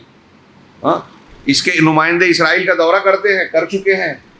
اسرائیل کی مصدر ان کے اندرونی یہ آرڈر ہے کہ ہمارے لیے یہ جو کیا کہتے ہیں یورپی حلیف ہے، مطلب حلفاء ہیں، اس کا انگریزی نام ہے جو یورپی ممالک کا سینٹر ہے، اس میں اس کو ترکی کو شامل کیا گیا. کہا یہ ہمارے لیے سب سے زیادہ مددگار ہے، ہمارے مقاصد کو پورا کرنے کے لیے خفیہ طور سے سب سے زیادہ اندرونی مدد ترکی کرتا ہے، اس لیے اس کی حفاظت کی جائے. اور نجم الدین اربکان، ابھی ایک کتاب میں نے پڑھی، حیرت زدہ رہ گیا، اور میں جانتا ہوں کہ اسے میں بیان کروں گا بہت سے لوگوں کو ہضم نہیں ہوگا، یقین نہیں کریں گے. نجم الدین اربکان، جس کو ارطیب اردگان استاذ کہتا ہے، اس سے پہلے پیشرو تھا، اس نے لکھا ہے کہ یہ یہودیوں کا ایجنٹ ہے. اس نے لکھا ہے، آن ریکارڈ ہے. میرے پاس جو کتاب ہے اس وقت یاد نہیں ہے، میں بتا سکتا ہوں انشاءاللہ. تو یہ معاملہ یہاں تک ہے، اور ہم تو غفلت کی زندگی جیتے ہیں. ابھی آگے تھوڑا سا تذکرہ کیا شیخ نے کہ اسلام کی بات تو کرتے ہیں لیکن اسلام کو سمجھتے نہیں ہیں. اسلام کے نام پر ایسی چیزوں کو اختیار کرتے ہیں جو یہود و نصارہ کی دی ہوئی ہے. ہمارے ہاں جو اسلامی انقلاب لانے کی بات کرتے ہیں وہ جمہوریت اور خارجیت کے طریقے سے لاتے ہیں، یعنی یہود و نصارہ کے طریقے سے اسلامی حکومت قائم کریں گے. ہے نا تعجب کی بات، نبی کے طریقے سے نہیں کریں گے. تو بہرحال تھوڑی سی بات پھیل گئی، لیکن یہ عالم اسلام کا کہ جو ٹریجڈیز ہے، عالمیہ ہے، اس کا آپ اس پس منظر میں مطالعہ کیجئے. اور شیخ اسی کی طرف اشارہ کر رہے ہیں کہ یہ احکامات، اللہ کے دین کو حکم نہیں بنایا جب مسلمانوں نے، تو ہر طرف فتنہ فساد ہے، دشمن کا غلبہ ہے، مسلمان ذلیل ہے. چنانچہ مسلمان حکام پر لازم ہے، شیخ کہہ رہے ہیں حکام مسلمین پر لازم ہے کہ وہ اللہ کی طرف پلٹیں اور ان چیزوں کے ذریعے سے فیصلہ کریں جو اللہ نے نازل کیا. اور مسلمان عوام پر، مسلمان معاشروں پر یہ لازم ہے کہ وہ دین حق کی طرف پلٹیں. کیسے پلٹیں گے؟ کیسے پلٹیں گے؟ صحیح دین، صحیح عقیدہ سیکھیں، علماء ربانیین سے یہ بھی پتہ لگائیں کہ کون قرآن و حدیث کا دین سکھانے والا قابل اعتبار عالم ہے. آنکھ بند کر موبائل کھولا اور جو بھی سامنے آ گیا، وہ چاہے قادیانی ہو، چاہے صحابہ کرام کو برا بھلا کہنے والا ہو، چاہے منکر حدیث ہو، چاہے جو ہو، قبول کر لیتے ہیں. ہمارے یہاں ایسا نہیں چلے گا معاملہ. تو عقلی حقیقی دین حق کی طرف پلٹیں، عقیدے میں بھی، عبادات میں بھی، اخلاق میں بھی جو دین حق ہے اس میں سنجیدہ بنے. اور کہہ رہے ہیں کہ اب یہاں شیخ نے جو کہا کہ بعض لوگ ایسے ہیں جو حاکمیت کا، یہ کہتے ہیں نا کہ اللہ تعالیٰ کی حاکمیت ہونی چاہیے. اور سید قطب اور مولانا مودودی صاحب نے لا الہ الا اللہ کی تشریح میں توحید کو سمیٹ کے صرف حاکمیت میں ہی جوڑ دیا اور توحید عبودیت اور اس کو باہر کر دیا. آگے شیخ نے اس کی طرف اشارہ کیا ہے. تو کچھ لوگوں نے حاکمیت کے معنی کو صرف سیاست، اسلام میں جو سیاسی نظام ہے اس تک محدود کر دیا، سمیٹ دیا ہے. چنانچہ لیکن حقیقت کیا ہے؟ لیکن اللہ کی حاکمیت کا معنی اس سے بہت زیادہ وسیع ہے. جیسا کہ اللہ تبارک و تعالیٰ نے حضرت یوسف علیہ السلام سے نقل کرتے ہوئے کہا، جب انہوں نے اپنے قیدی ساتھیوں کو، جب قید خانے میں تھے اور اپنے ساتھیوں کو توحید کی دعوت دیتے ہوئے یہ کہا اور انہیں شرک سے منع کیا، تو کیا کہا آخر میں؟ وہ جو دعوت ہے، کیا بہترین تقریر ہے، پڑھیے، ارباب متفرقون خیر ام اللہ الواحد القہار. شام میں ایک آدمی نے سوال کیا تھا توحید کی دعوت کیسے دیں؟ یہ انبیاء کے طریقے میں دیکھیے، ایک سے ایک انداز اور دلیل ہے. ہاں تو آخر میں انہوں نے کہا تھا ان الحکم الا للہ، کہ حکم، فیصلہ نہیں ہے مگر اللہ کے لیے. لفظی ترجمہ کیا مطلب؟ فیصلہ کرنے کا اختیار محض اللہ کو ہے، حکم صرف اسی کا چلے گا. کائنات بنائی اس نے ہے تو آرڈر کسی اور کا چلے گا کیا؟ نہیں. الا لہ الخلق والامر، قرآن کی آیت ہے کہ اسی کی مخلوق ہے، اسی کا حکم ہے. مخلوق اس کی ہے تو آرڈر بھی، کام بھی، نظام بھی اسی کا چلے گا. سورج، چاند، ستارے، پیڑ پودے، آسمان، زمین، ساری کائنات انسان اور جن کے علاوہ اللہ کے مقرر کیے ہوئے قانون پر چل رہی ہے. صرف انسان اور جن ہیں جو شریعت کے قانون اور اللہ کے قانون سے کہیں کہیں ہٹ جاتے ہیں، ہٹ کے چلتے ہیں، کیونکہ یہ امتحان ہے ان کا. تو اللہ تبارک حضرت یوسف نے کہا کہ حکم صرف اللہ کا ہوگا. کیا ہے اللہ کا حکم؟ آگے کا جملہ حضرت یوسف کا. پوری جماعت اسلامی، پورے اخوانیوں کو یہ جملہ سمجھنے کی ضرورت ہے. موٹی موٹی کتاب لکھ دی، یہ نہیں سمجھا. حکم صرف اللہ کا ہے. اللہ کا حکم کیا ہے؟ ہمارا اللہ تعبدوا الا ایاہ. اللہ کا یہ حکم ہے کہ عبادت صرف اسی کی جائے، نہ عبادت ہو مگر اس کی. لفظی ترجمہ یعنی حاکمیت کے معنی میں پہلی چیز کیا ہے؟ اللہ کی طرف سے پہلی چیز یہ ہے کہ آپ اللہ کی عبادت کریں. اب آپ کہتے ہو کہ میلاد پڑھو کہ نہ پڑھو, فاتحہ پڑھو کہ نہ پڑھو, قبر پہ طواف کرو کہ نہ کرو, چادر چڑھاؤ کہ نہ چڑھو, نظر نیاز غیر اللہ کی کرو, رافضیت اختیار کرو, خارجیت اختیار کرو, ایک ہو جاؤ.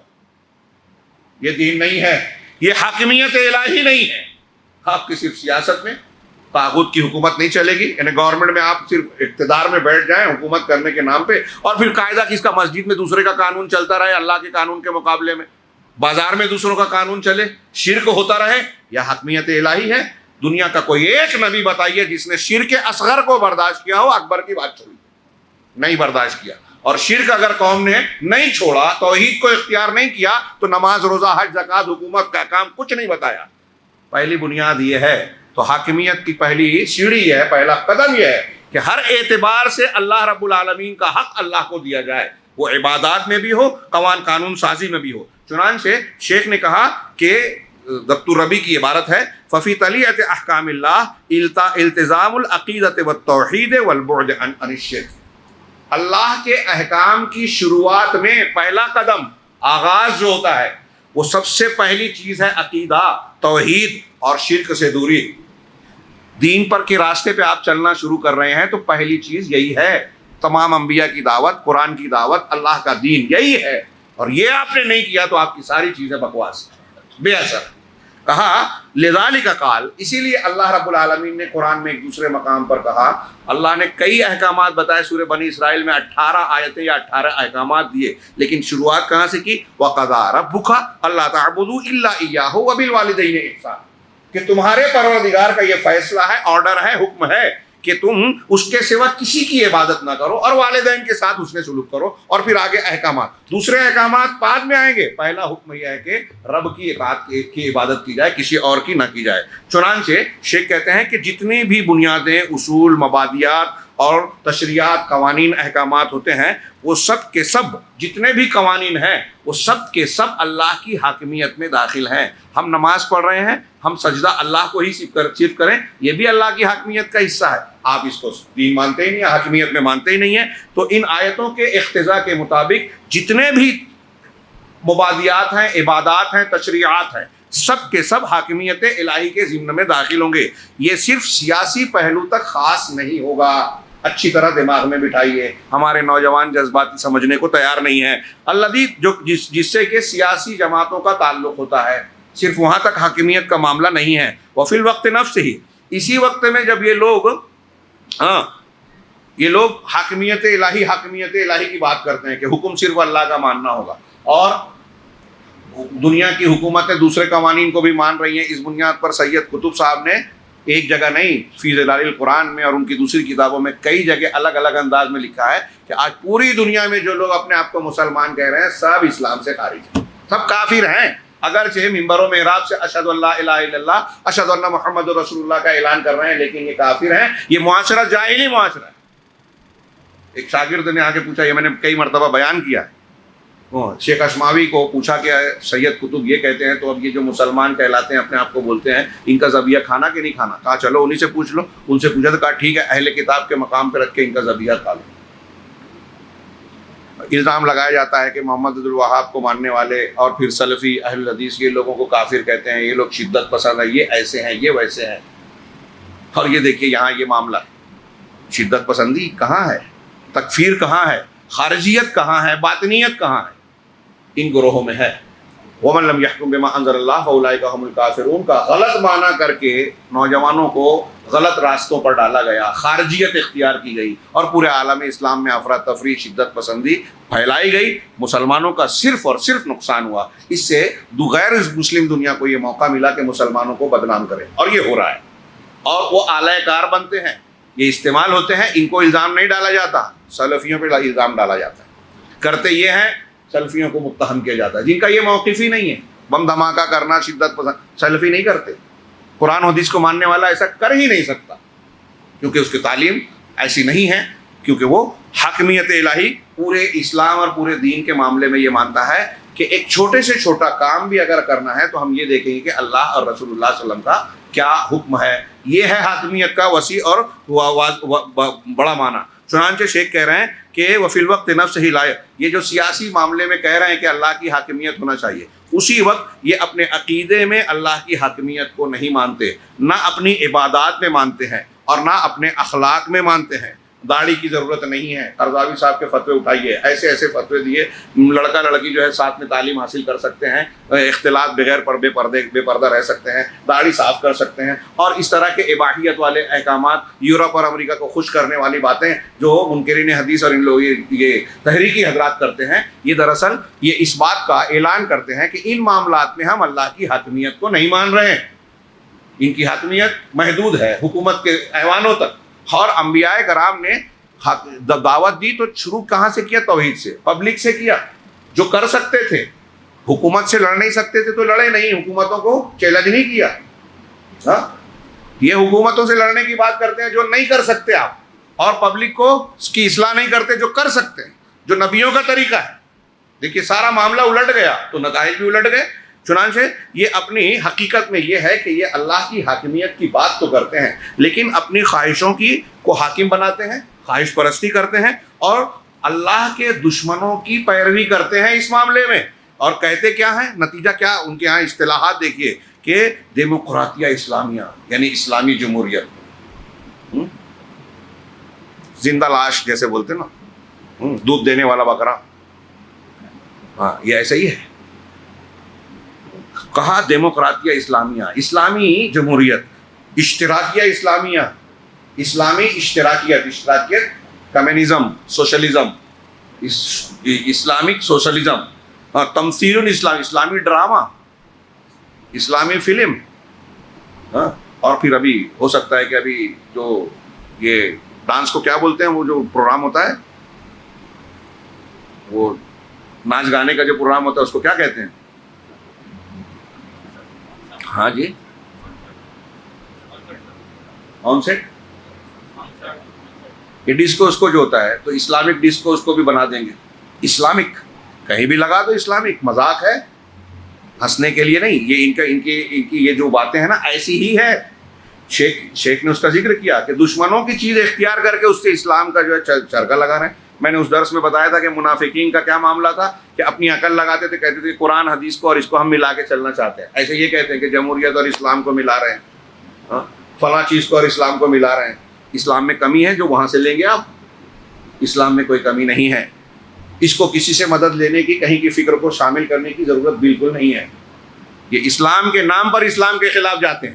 تو کہا کہ کہہ رہے ہیں کہ فَكُلُّ مَا يَقْذِفُ بِهِ الْغَرَبُ، چنانچہ شیخ نے کہا کہ یہ مغرب کی دنیا کی طرف سے جو کچھ بھی پھینکا جاتا ہے یہ اس کے پیچھے دوڑ پڑتے ہیں، اور جو کچھ مغرب کی دنیا کی طرف سے آتا ہے مسلمانوں کی طرف سب سے پہلے استقبال کرنے والے گروپ میں یہی لوگ ہوتے ہیں جو دین کی اسلامی حاکمیت کی بات کرتے ہیں۔ ان لہذہ الادواء التي يكذب، کہہ رہے ہیں کہ ان بیماریوں کو قبول کرنے والے جس کو کہ دشمن مسلمانوں کی طرف اچھالتے ہیں، پھینکتے ہیں۔ چنانچہ ہمیں چاہیے کہ ہم اپنے عقائد میں، اپنی عبادات میں اور زندگی کے سارے معاملات میں اللہ کو حکم بنائیں، اور سیاسی پہلو میں جو حکم ہے اس میں واجب ہے کہ اللہ عز و جل کے لیے ہی یہاں احکامات ہوں۔ کسی بھی حاکم کے لیے یہ جائز نہیں ہے کہ اللہ کے احکامات کو چھوڑ کر اس کی مخالفت میں کوئی فیصلہ کرے، اگرچہ وَإِلَّا إِن كَانَ مُسْتَحِلًا، اگر کوئی شخص دین اللہ اور اس کے رسول، یہاں بہت غور سے سنیے گا، اس آیت کا معنی واضح ہوگا، اللہ کے نازل کیے ہوئے احکامات کے علاوہ کسی دوسری چیز کے ذریعے سے فیصلہ کر رہا ہے تو اگر وہ اس کو حلال سمجھتا ہے کہ ایسا کرنا جائز ہے، ایسا کرنا صحیح ہے، اگر ایسا سمجھ کے کر رہا ہے تو وہ کافرین میں سے بھی ہوگا، ظالمین میں سے بھی ہوگا، فاسقین میں سے بھی ہوگا۔ کون سا کافر؟ کفر اکبر، فسق اکبر، ظلم اکبر۔ دماغ میں اچھی طرح بٹھائیے جو میں بتا رہا ہوں، ہر ایک کو ہم یہ حکم نہیں لگا سکتے۔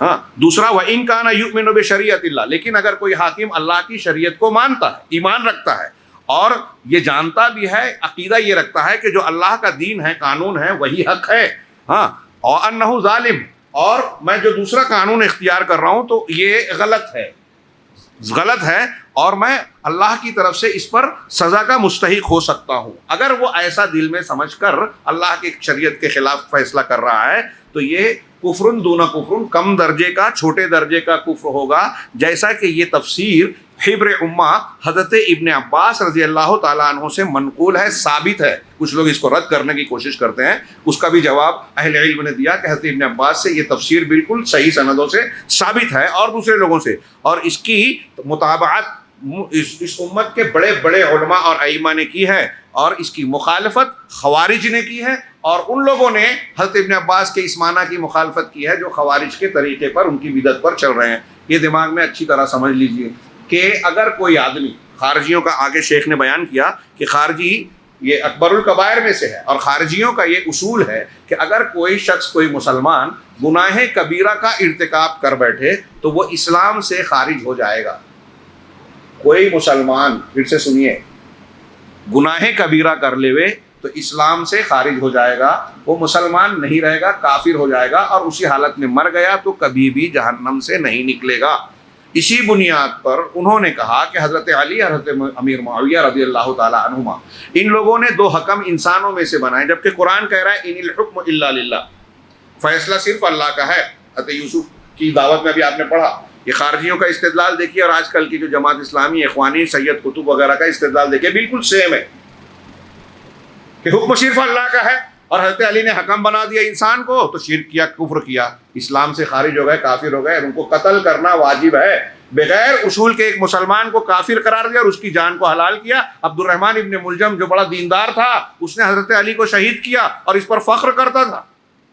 ایسے ہی یہ اسلام پسند ہے آج کل، جو مسلمانوں کو قتل کرنا جائز سمجھتے ہیں، یہ فتویٰ دیتے ہیں کہ یہ کافر ہو گئے. مسلمان حکام، ان کا ساتھ دینے والے علماء، یہ ان کے درباری علماء ہیں، حیض و نفاس کے علماء ہیں، یہ طہارت کے مسائل بیان کرنے والے علماء ہیں. ان کو واقعہ اور حالات کا کیا علم، فقہ واقعے سے کیا معلوم. اس طرح تحقیر کرتے ہیں جو یہود و نصارہ کا ایجنڈا ہے اور قیامت کی نشانی میں سے ہے کہ ہمارے یہاں فتنے اس وقت آئیں گے جب آپ علماء کی قدر و قیمت نہیں پہچانیں گے. ہماری نوجوان نسل علماء سے، یعنی علم دین سے کٹ جائے گی. علماء سے کٹنے کا مطلب علم سے کٹنا. یہ فتنہ کہاں کہاں تک جاتا ہے، اور میں نے کئی مرتبہ کہا، تفصیلی تقریروں میں بیان کیا کہ اس جدید دور کی خارجیت نے عالم اسلام کو جان مال کا بدنام کرنے کا جتنا نقصان پہنچایا ہے اتنا کسی اور چیز نے نہیں پہنچایا ہے. اگرچہ اس سے زیادہ بڑی برائیاں وہ قبر پرستی، شرکیات اور خرافات کی شکل میں پائی جاتی ہے، لیکن مسلمانوں کے ڈھانچے کو جتنا اس نے نقصان پہنچایا کسی نے نہیں.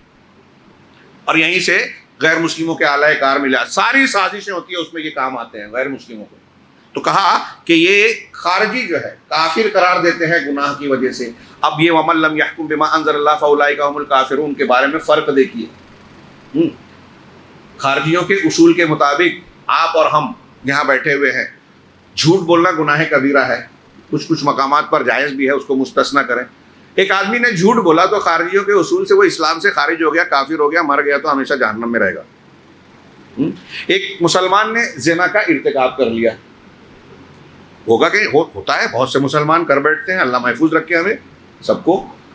تو زنا کر لیا، زنا گناہ کبیرہ ہے، خارجیوں کے اصول سے وہ اسلام سے خارج ہو گیا.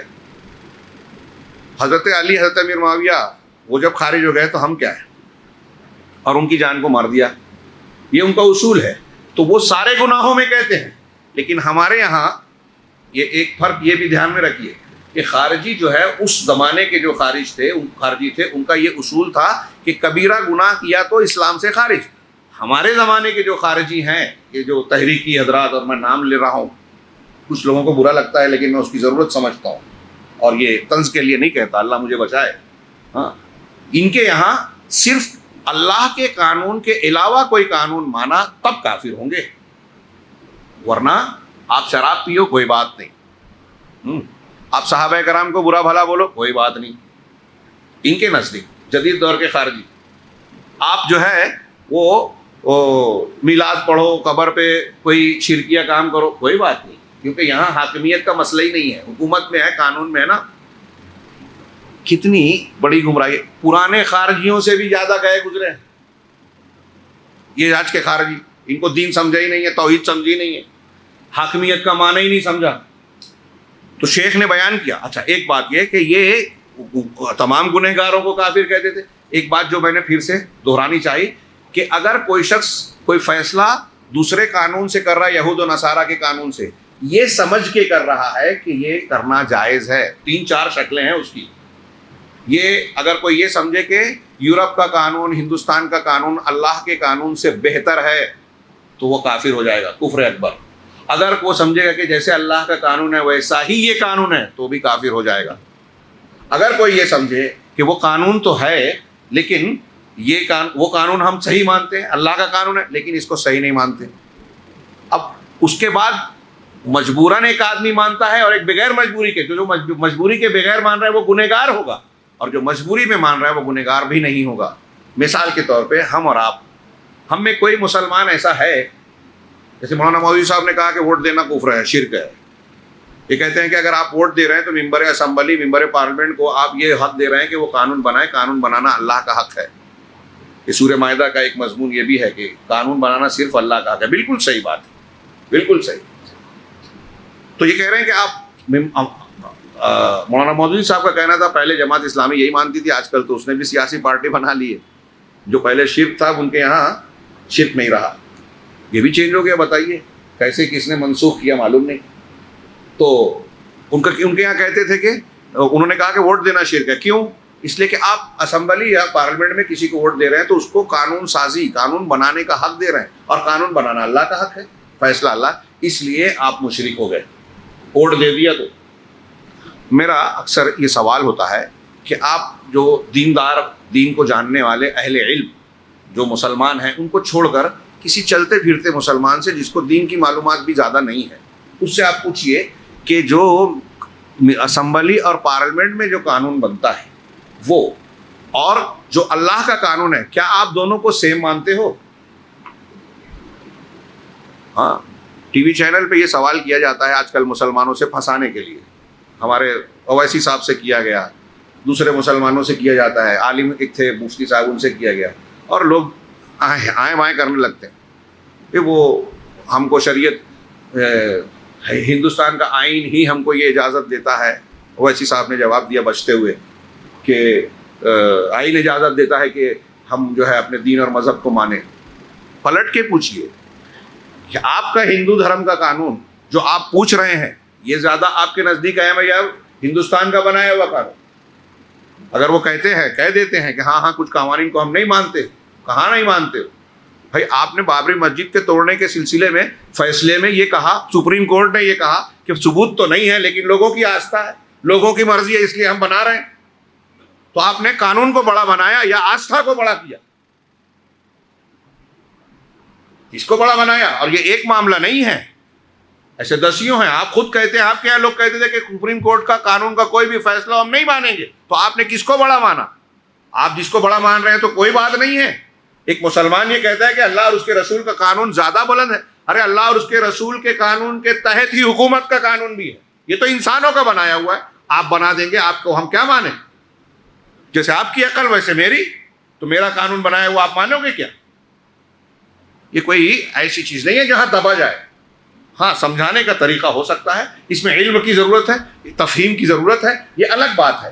تو میں یہ سوال کر رہا ہوں کہ ایک بات بتائیے کہ اگر کوئی ممبر اسمبلی یا پارلیمنٹ کا بنایا ہوا قانون ہے تو کوئی عام مسلمان بھی یہ مانتا ہے کیا کہ یہ قانون اللہ کے قانون کی طرح ہے یا اس سے اچھا ہے؟ بتائیے، جواب دیجئے. نہیں. تو پھر آپ اس پہ فتویٰ دے رہے ہو کہ بھائی ہندوستان میں قانون ہے کہ آپ کو جو ہے لیفٹ سائڈ میں چلنا چاہیے. اب قرآن حدیث کہتا ہے کہ دائیں طرف سے چلنا چاہیے. سعودی عرب میں، مسلم ملکوں میں دائیں طرف سے چلنا ہے، یہاں لیفٹ چلنا ہے. بولیں گے نہیں، اسلام کا قانون یہ ہے اس لیے میں وہ چلوں. تو اب ہمیں پوچھوں جماعت اسلامی اور اخوانی لوگوں سے کہ آپ اگر ہندوستان میں لیفٹ چل رہے ہو تو اللہ کے قانون کے خلاف فیصلہ مان رہے ہو، کافر ہو گئے؟ جی کافر ہو گئے. ہے نا بے عقلی کی بات. ہم یہاں کا دستور ہے، یہاں نظام ہے، چل رہا ہے، اور اس سے کوئی ایسا ٹکراؤ نہیں ہے کہ مخالفت ہو رہی ہے شریعت کی. تو ٹھیک ہے. آپ یہ تو بولتے ہو کہ اگر آپ نے جو ہے ووٹ دے دیا تو قانون مان لیا. اب انہی کا بنایا ہوا قانون سے آپ جو ہے وہ آدھار کارڈ بنا رہے ہو، جی ایس ٹی بھر رہے ہو، سرکاری نوکری کرتے ہو تو اس میں جو ہے سارے جو ملکوں کے بنائے ہوئے قوانین ہیں اس کا پاس و لحاظ کرتے ہو. تب آپ کافر نہیں ہو رہے ہو، تب آپ طاغوت کی حکومت کے قوانین کو نہیں مان رہے ہو. تو اس کا کوئی فریم اور ڈھانچہ ہونا چاہیے نا. یہ سمجھنے کی ضرورت ہے کہ کہاں ہم مجبور ہیں، کہاں ہماری طاقت ہے، اور کس چیز کو ماننے سے شریعت کے قوانین کی مخالفت ہو رہی ہے یا نہیں ہو رہی ہے۔ ان سب چیزوں کا لحاظ کیا جائے گا۔ اب ایک آدمی ووٹ دے رہا ہے، آج تو غیر مسلم چاہتے ہیں کہ ہمارا ووٹر لسٹ سے نام غائب ہو جائے، ہم ووٹ ہی نہ دیں۔ ابھی بتایا، میں ایک شہر گیا تھا گلبرگہ، تو کہا کہ ایک پارٹی کے لوگوں نے جس دن ووٹنگ تھی اس دن جو ہے 4,500 بریلیوں کو اجمیر شریف بھیج دیا۔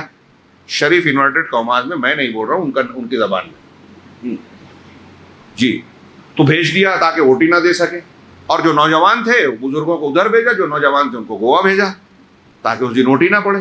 تو وہ تو چاہتے ہیں ووٹ نہ دیں اور آپ ووٹ سے روک رہے ہو، اور ان کو اگر ہم نے یہ نہ دیا تو ہمارے لیے ہندوستان میں اور بڑا مسئلہ پیدا ہوگا۔ CAA NRC اور یہ نافذ ہو گیا تو آپ ووٹر لسٹ میں رہیں گے نہیں، تو آپ کو یہ ثابت کرنا مشکل ہو جائے گا کہ آپ ہندوستانی ہیں، جا کے جیل میں رہیں۔ دوسرا ملک تو ایکسیپٹ کرے گا نہیں، کسی شیلٹر میں جا کے رہنا پڑے گا۔ خیر، تو شیخ نے کہا کہ یہ لوگ وہ خوارج جو تھے وہ حاکمیت کے مجال میں اور اس کے علاوہ سب میں گناہ کبیرہ کے مرتکب کو کافر قرار دیتے تھے، اور وَيُكَفِّرُونَ بِهَا الْمُسْلِمِينَ مِنَ الْمُسْلِمِينَ، گناہ کبیرہ کرنے والے جو مسلمان ہیں، گنہگار ہیں، انہیں کافر قرار دیتے تھے اور انہیں اسلام کے دائرے سے باہر قرار دیتے تھے۔ لیکن آج کے زمانے کے، یہ شیخ کی عبارت کا ترجمہ کر رہا ہوں، آج کے زمانے کے جو خوارج ہیں وہ صرف حاکمیت کی بنیاد پر لا یکفرون الا بالحاکمیہ، صرف حاکمیت کی بنیاد پر اس معنی میں کافر قرار دیتے ہیں۔ چنانچہ جو غیر اللہ کی طرف دعوت دیتا ہے یا دعا کرتا ہے، جو حلول اور وحدت الوجود کو مانتا ہے، اس کو یہ کافر نہیں بولتے، جبکہ یہ سب سے بڑا کفر اور شرک ہے۔ ہمارے ڈاکٹر اسرار صاحب اس کی تائید کرتے تھے، ہمارے نوجوان پتہ نہیں کیوں کیا بولتے ان کے بارے میں۔ ارے اگر وہ کھلی بدعت اور شرک کی بات کر رہا ہے تو عوام کو اس سے روکنا چاہیے۔ کب کہاں وہ دین میں کوئی ہیر پھیر کر دے اور گمراہ کر دے نہیں کہا جا سکتا۔ جب عقیدے اور منہج کے معاملے میں اس طرح کا کھلا انحراف ہے تو اس کے بارے میں نرمی مت برتیے۔ تو ہمارے یہ جو ہمارے یہاں چھوٹی چھوٹی بات پہ کافر کہتے ہیں یہ لوگ، اگر ووٹ دے دیا کفر کیا، اگر قبر پہ جا کے سجدہ کر دیا اس کو نہیں بولتے، وحدت الوجود والے کو کافر نہیں بولتے۔ شیخ نے بہت اہم پوائنٹ بیان کیا ہے، ھذا عندہم من ائمۃ الاسلام، اور ایسا کرنے والے ان کے نزدیک مسلمانوں کے ائمہ میں سے ہیں۔ مع الاسف الشدید، انتہائی سخت افسوس کی بات ہے کہ جو وحدت الوجود اور اس قسم کی باتوں کو، خرافات کو، شرکیات کو مانتا ہے، اس کو یہ مسلمانوں کا امام کہتے ہیں، مسلمانوں کا پیشوا لیڈر مانتے ہیں، ان کو مسلمان کہتے ہیں، اور حاکمیت کے نام پہ جو ہے علماء کو فتویٰ دیتے ہیں کہ کافر ہو گئے۔ کہہ رہے ہیں والمسلم یلتزم، جبکہ مسلمان اللہ کی شریعت کو کا التزام کرتا ہے اور اس کی حاکمیت کو شریعت کی کلیات اور جزیات میں سب کو مانتا ہے۔ رہے گناہ تو ان میں سے ان میں گناہ جو ہے ان کا کچھ کا معاملہ ایسا ہے کہ بعض گناہ اسلام سے خارج کرتے ہیں، جیسا کہ قرآن و سنت بتاتے ہیں، اور صحابہ اور ائمہ اسلام اسی پر ہیں، اور کچھ گناہ ایسے ہیں جو ملت سے اسلام سے خارج نہیں کرتے، جیسے کچھ اسلام سے خارج نہیں کرتے، اور کچھ ایسے ہیں جو اسلام سے خارج کر دیتے ہیں، جیسے شرک باللہ، اس کے ساتھ کفر کرنا، اور اللہ کے اسلام کے ارکان میں سے کسی رکن کا انکار کر دینا، یا ایمان کے ارکان میں سے کسی رکن کا انکار کرنا، تقدیر کا انکار کرنا، قرآن و حدیث سے ثابت شدہ کسی بھی چیز کو، جیسے عذاب قبر اور کوئی اس طرح کی چیزیں عقیدے وغیرہ کی یا دین سے ثابت شدہ، اس کا انکار کرنا۔ نماز فرض ہے، کوئی بولے میں نماز کو فرض نہیں مانتا، زنا حرام ہے، کوئی کہے کہ میں زنا کو حرام نہیں مانتا۔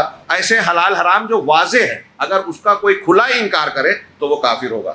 اور کافر کہنے کے لیے بھی بعض مرتبہ ایک آدمی کفر کرتا ہے، اس کو کافر نہیں کہہ سکتے۔ کیوں؟ کافر کہنے کے لیے اس کی شرائط کا ہونا ضروری ہے، موانع کا نہ ہونا ضروری ہے، ورنہ اس کو کافر نہیں کہا جائے گا۔ الا ان، لیکن کہہ رہے ہیں کہ یہ بات صحیح ہے کہ بہت ساری امت کے بہت سارے افراد شرک کی مختلف قسموں میں پڑ چکے ہیں، ائمہ سو اور ملاحدہ زنادقہ کے گمراہ کرنے کی وجہ سے ایسے لوگوں کو پیشوا بنایا جو شرک یا خرافاتی اور بدعتی چیزوں کو کی تبلیغ کرتے ہیں، اور ان کے پیچھے چل کے امت کا بہت بڑا طبقہ شرک اور خرافات میں جو ہے پڑ گیا ہے، اور ان کا دین ان پر ملتبس خلط ملط ہو گیا ہے۔ چنانچہ ہم یہ کہتے ہیں انت واقع فی الکفر، اگر ایسا کوئی شخص ہے تو تم جو کام کر رہے ہو، ہم اس کو کیا کہیں گے؟ یہ نہیں کہیں گے کہ تو کافر ہو گیا، یہ کہیں گے کہ تو کفر کا کام کر رہا ہے، تو کفر میں واقع ہو گیا ہے، لیکن جب تک کہ تم جاہل ہو، سمجھتے نہیں ہو، اس وقت تک ہم تم کو کافر نہیں کہتے اور تم پر جو ہے دلائل قائم کرتے ہیں کہ جو کام تم کر رہے ہو یہ کفر والا کام ہے. اللہ کی کتاب اور رسول کی سنت صلی اللہ علیہ وسلم رسول کی سنت کی روشنی میں ہم بتائیں گے کہ یہ کفر کا کام ہے. یہ کہ آپ غیر اللہ کو پکار رہے ہو, دوسروں سے دعا کر رہے ہو, یہ گمراہی ہے, کفر ہے, شرک ہے. قرآن کہتا ہے ومن اضل ممن يدعو من دون اللہ, اس شخص سے بڑا گمراہ کون ہوگا جو اللہ کے سوا کسی اور سے دعا مانگتا ہے. اور ایسی اور دلیلیں فصل لربک وانحر, اللہ کہتا ہے کہ اپنے رب کے لیے نماز پڑھو اور قربانی کرو. اس کا مطلب رب کے علاوہ کے لیے جیسے نماز نہیں پڑھی جائے گی ویسے قربانی بھی نہیں کی جائے گی. کل اور بھی آیتیں ہیں, اللہ انہوں نے ایک آیت اور پیش کی, کل ان صلاتی و نسکی و محیای و مماتی للہ رب العالمین لا شریک لہ وبذلک امرت وانا اول المسلمین. کہہ رہے ہیں یہ اہل سنت والجماعت کا منہج ہے ہاں کہ جاہل آدمی جو اسلام کی شریعت کو نہیں جانتا وہ کفر کا ارتکاب کرنے کی شکل میں معذور ہے, اسے فوراً کافر ہونے کا فتویٰ نہیں دیا جائے گا یہاں تک کہ اللہ کی کتاب اور سنت رسول سے اس پر حجت قائم کر دی جائے. یہ شیخ کے وہ ہوئے اور وقت زیادہ ہو گیا ہے, لہذا جو اس کے مضامین کے تعلق سے میں نے اشارہ کیا تھا کہ اس میں مسلمانوں کی جو قوانین کا مقصد ہے 5 چیزوں کی حفاظت, آپ مطالعہ کیجئے تو آیت محاربہ ہے انما جزاء الذین یحاربون اللہ ورسولہ ان یقتلوا او یصلبوا او ينفوا من الارض, کہ جو لوگ اللہ اور ویسعون فی الارض فسادا, چھوٹ گیا بیچ میں, کہ جو لوگ اللہ اور اس کے رسول سے جنگ کرتے ہیں اور زمین میں فساد پھیلاتے ہیں تو ان کو سولی دی جائے گی, ان کو سختی سے قتل کیا جائے گا, سولی دی جائے گی, زمین سے جلا وطن کیا جائے گا. اس کو آیت محاربہ کہتے ہیں. دہشت گردوں لٹیروں کی یہ سزا بتائی گئی ہے اور اس میں حاکم اپنے اعتبار سے سزا کرے گا. یہ سزا ہے. اس میں چور کی سزا ہے کہ والسارق والسارقۃ فاقطعوا ایدیہما, آج کی تراویح میں پڑھی گئی کہ چور چورنی کا ہاتھ کاٹ دو. اس سزا کے ذریعے سے, حدود کے ذریعے سے لوگوں کے مال کی حفاظت کی گئی. اس میں شادی بیاہ اہل کتاب سے شادی کریں جو ان میں ایمان والی ہو یا مومنہ محسنہ عورتوں سے کیا جائے, اس کی شرائط پابندیاں بیان کی کہ ان کا مہر ادا کیا جائے, چوری چھپے دوستی نہ کی جائے, زنا کے ساتھ ان سے تعلق نہ بنایا جائے, بلکہ شرعی طریقے سے سماجی اعتبار سے شریفانہ انداز میں اسلامی تعلیم سے نکاح کر کے اور ان کا مہر دے کر تو حق بھی ادا کیا جائے اور یہ ایفائے عہد کے ساتھ پاکیزگی کی زندگی اختیار کیا جائے. اس سے خاندان بھی بنتا ہے اور اس میں گویا عزتوں کی حفاظت ہے, عزت و آبرو محفوظ رہتی ہے اور جائز طریقے سے بیماریوں کا بے راہ روی کا دروازہ بند ہوتا ہے. جنسی بیماریاں, نفسیاتی بیماریاں, اولاد الزنا, گھروں کا ٹوٹنا جو آج یورپ امریکہ میں ہے اور ہندوستان میں بھی ہو رہا ہے اور اولڈ ایج ہومز بن رہے ہیں, ان کا راستہ بند ہوتا ہے ان تعلیمات کو اختیار کر کے. اسی طریقے سے اس سورے کے اندر جو ہے وہ جو ہے عقل کی حفاظت کے لیے جو تعلیم دی گئی ہے, یہ آخری بات, عقل کی حفاظت, 5 چیزوں کی حفاظت نا, جان مال عزت و آبرو, عقل اور دین مذہب. ارتداد کی سزا ہے وہ دین کی مذہبی تحفظ کی بات ہے. یہ آخری بات پیش کر دوں کہ عقل اور صحت کی عزت, صحت کی حفاظت.